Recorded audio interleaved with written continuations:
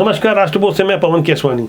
बदले हुए हालात में जिस तरह से देश की राजनीति हो रही है, वहाँ हर कोई खुद को सबसे बड़ा हिंदू साबित करने की कोशिश कर रहा है। इसमें गलत कुछ भी नहीं है।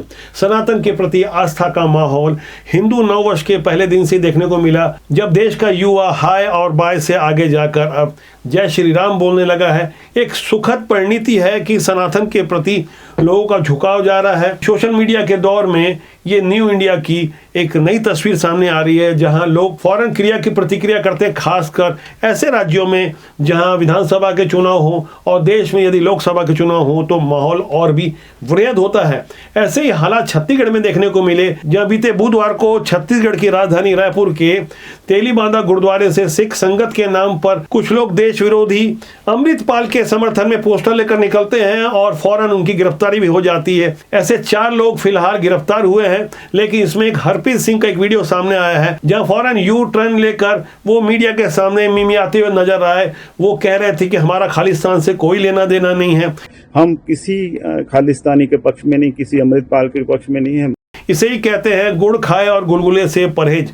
आप अमृतपाल का साथ देते हैं, अमृतपाल के पक्ष में नारे लगाते हैं और कहते हैं हमारा खालिस्तान मूवमेंट से कोई लेना देना नहीं है। खालिस्तान आंदोलन को जिसने देखा है 80 के दशक में, उन्हें अच्छी तरह से याद होगा देश में कैसे रक्त रंजित माहौल निर्मित किया जा रहा था, किस तरह से पाकिस्तान और अन्य विदेशी ताकतें इसके लिए फंडिंग कर रही थी। फिलहाल अमृतपाल के जो बैंक अकाउंट मिले हैं, NIA की प्रारंभिक जांच हुई है, उसमें तमाम ऐसे दस्तावेज हैं जो अमृतपाल सिंह बड़ी बड़ी बातें किया करता था, आज मारा मारा फिर रहा है, भेद बदल के घूम रहा है।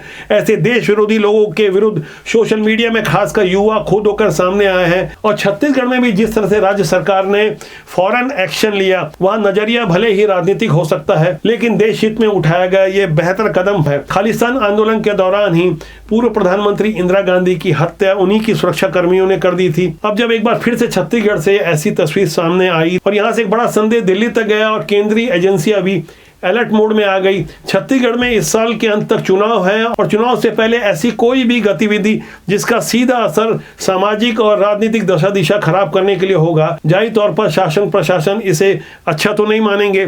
वहीं विपक्ष को भी मौका मिल गया। विधानसभा के भीतर धर्मला कोशिश से लेकर बृजमोहन अग्रवाल ने ऐसी हरकत का पुरजोर विरोध किया। यहाँ का टाइमिंग की बात करें तो बुधवार को ये रैली निकलती है, गुरुवार को गिरफ्तारी होती है और उसी गुरुवार को कांग्रेस के सबसे ताकतवर नेता राहुल गांधी के विरुद्ध मानहानि के एक मामले में 2 साल की सजा की घोषणा होती है। यहाँ उनकी सांसद होने की योग्यता भी खतरे में पड़ गई है। रायपुर में कांग्रेस के नेता फौरन अलर्ट मोड में आ गए, सड़कों में निकलकर वो विरोध करने लगे। छत्तीसगढ़ ही नहीं बल्कि पूरे देश भर से ऐसी तमाम तस्वीरें आ रही है जहाँ राहुल गांधी के मानहानि के एक मामले में गिरफ्तार होने का विरोध किया जा रहा है। सीधे तौर पर मोदी सरकार पर हमला किया जा रहा है। माननीय राहुल गांधी जी के साथ खड़े हैं साथियों। माननीय राहुल गांधी जी ने कल कहा, मैं सत्य के साथ खड़ा हूँ, सत्य मेरा भगवान है।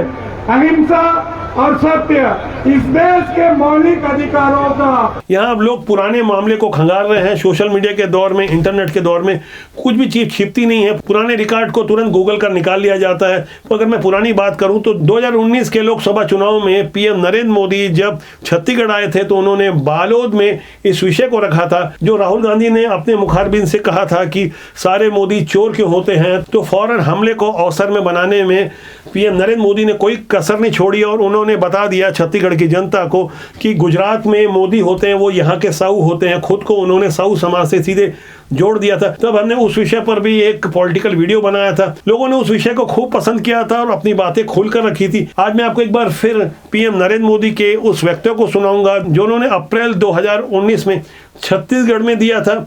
उससे पहले राहुल गांधी ने जो कुछ कहा उसे भी आप चंद सेकंड में सुनिए। इन सब चोरों के नाम मोदी मोदी मोदी कैसे हैं? ನಿಮ್ಮ ಮುಂದೆ ಒಂದು ನನ್ನ ಸಣ್ಣ ಪ್ರಶ್ನೆ, ಈ ಎಲ್ಲ ಕಳ್ಳರ ಹೆಸರು ಕೂಡ ಮೋದಿ ಮೋದಿ ಮೋದಿ ಅಂತ ಯಾಕೆ ಬರ್ತಾ ಇದೆ? नीरव मोदी, ललित मोदी, नरेंद्र मोदी, और अभी थोड़ा ढूंढेंगे तो और बहुत सारे मोदी निकलेंगे। मानहानि के इस मामले में कोर्ट ने फिलहाल 2 साल की सजा दे दी और लोकसभा ने भी फौरन 6 साल के लिए अयोग्यता का पत्र जारी कर दिया, यानी अब राहुल गांधी सांसद नहीं रहे। इस बड़े राजनीतिक घटनाक्रम का असर छत्तीसगढ़ की राजधानी रायपुर में भी देखने को मिला, जहां सड़कों पर निकले कांग्रेस कार्यकर्ताओं ने जुलूस निकालकर भाजपा कार्यालय एकांत परिसर के बाहर प्रदर्शन किया और बाहर लगे पोस्टरों पर काली पोत दी, जिससे आक्रोशित भारतीय जनता पार्टी के कार्यकर्ताओं ने भी सड़कों पर निकलकर प्रदर्शन किया। पथराव हुए, लाठियां आप जैसे अपनी स्क्रीन पर देख सकते हैं, दोनों तरफ से हालात तनावपूर्ण थे। भाजपा के युवा नेता गोविंद गुप्ता का सर फट गया है और ऐसे घायल होने वाले कई कार्यकर्ताओं के नाम सामने आ रहे हैं। फिलहाल पुलिस किसी तरह स्थिति को संभालने में लगी है। चेतावनी दी गई है भाजपा की ओर से कि कांग्रेस कार्यालय के बाहर भी जाकर ऐसा प्रदर्शन किया जाएगा। अभी हालात कितने और तनावपूर्ण हो रहे हैं इस पर हमारी नजर बनी हुई है। कई नए वीडियो और तस्वीरें सामने आ रही हैं। ऐसे ही हालात देश के कई अन्य इलाकों में भी देखने को मिल सकते हैं। इन सब चोरों का नाम मोदी क्यों है? उन्होंने अभी एक आरोप लगाया, सारे मोदी चोर क्यों हैं? अब यहां जो साहू समाज है, अगर वो गुजरात में हो तो उनको लोग मोदी कहते हैं।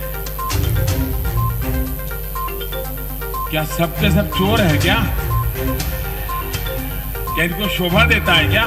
बदले बदले हालात में जहां सोशल इंजीनियरिंग का फार्मूला तेजी से काम करता है, जातिगत समीकरण के आधार पर वोटों का नफा नुकसान तय किया जाता है, ऐसे संवेदनशील विषय पर पीएम नरेंद्र मोदी ने जो सोच समझकर बयान दिया, उसका लोकसभा चुनाव में खासा फायदा भी नजर आया। यहाँ गौर करने वाली बात यह है कि छत्तीसगढ़ में 2018 में भारतीय जनता पार्टी ने 14 साहू समाज के प्रत्याशी उतारे थे। हालांकि एक ही साहू समाज की प्रत्याशी रंजना साहू जो 462 वोटों से धमतरी से त्रिकोणीय संघर्ष में किसी तरह जीती थी, जबकि कांग्रेस ने 7 से 8 प्रत्याशी उतारे थे और 5 प्रत्याशी कांग्रेस के साहू समाज के जीत करके आए थे। इससे संदेश साफ जाता है कि साहू समाज ने विधानसभा में कांग्रेस का साथ दिया था, जबकि लोकसभा चुनाव में परिणाम कुछ उलट नजर आया, खासकर तब जब पीएम नरेंद्र मोदी ने खुद को साहू बता दिया।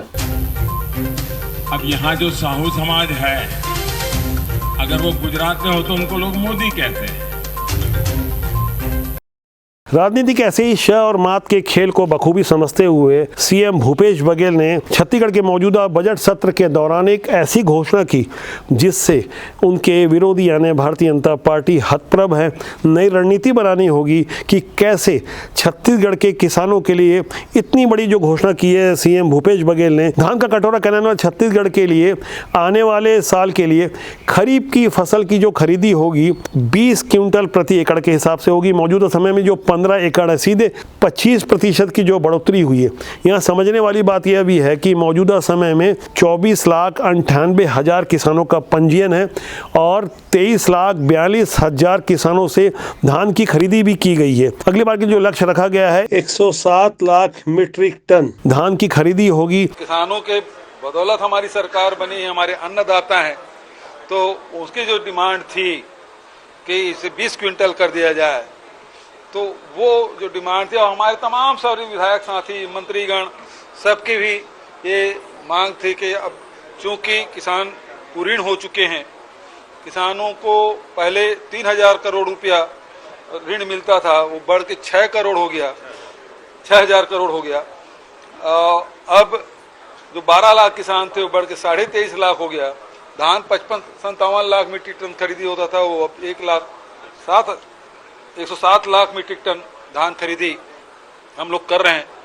तो अब किसानों के पास पैसा हो गया है, तो जो खेती छोड़ चुके थे वो लौटे, जो किसानी खराब स्थिति में थी उसमें सुधार हुआ, और उस बात को ध्यान में रखते हुए अब किसानों के पास उत्पादन बहुत हो रहा है और किसान मजबूरी में 1300, 1400, 1200 रुपया क्विंटल में धान बेचने के लिए बाहर में बाध्य होते हैं।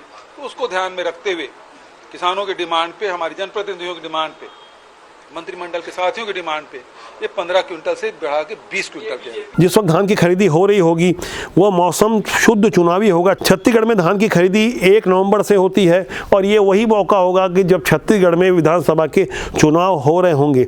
जो अभी बिसात बिछाई गई है इसका सीधा असर विधानसभा चुनाव के परिणामों में पड़ सकता है, क्योंकि छत्तीसगढ़ का अधिकांश मतदाता किसानी से संबंधित है, गाँव से संबंधित है। जातिगत समीकरण को लेकर जो गुणागणित होगा वो तो अलग होगा, लेकिन सीधे सीधे तौर पर आर्थिक लाभ पहुंचाया जाएगा तो परिणाम अप्रत्याशित हो सकते हैं। यहाँ गौर करने वाली बात यह है कि गंगा जल हाथ में लेकर 2018 के विधानसभा चुनाव के पहले कांग्रेस की ओर से 2500 रुपए क्विंटल धान खरीदी की जो घोषणा की गई थी, इससे पहले देश में कभी भी किसानों के लिए धान का इतना ज्यादा समर्थन मूल्य, भले ही उसमें बोनस शामिल हो और दूसरी योजनाएं शामिल हो, लेकिन किस्तों में ही सही किसानों को जो लाभ पहुंचाया गया उसका परिणाम भी देखने को मिला। मौजूदा समय में छत्तीसगढ़ की विधानसभा में जहां कांग्रेस की 71 सीटें हैं और भारतीय जनता पार्टी की महज 14 है, जबरदस्त राजनीतिक लड़ाई हो रही है, वार पलटवार हो रहे हैं। मुद्दे और घोषणाएं जब हावी होते हैं तो इसका सीधा फायदा फौरी तौर पर जनता को मिलता है।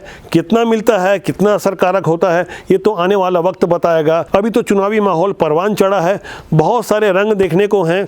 गर्मी का मौसम आ रहा है, इसके बाद बरसात भी होगी और ठंड भी होगी। उसी ठंड में जब राजनीतिक गर्मी होगी तो परिणाम कुछ भी हो सकते हैं।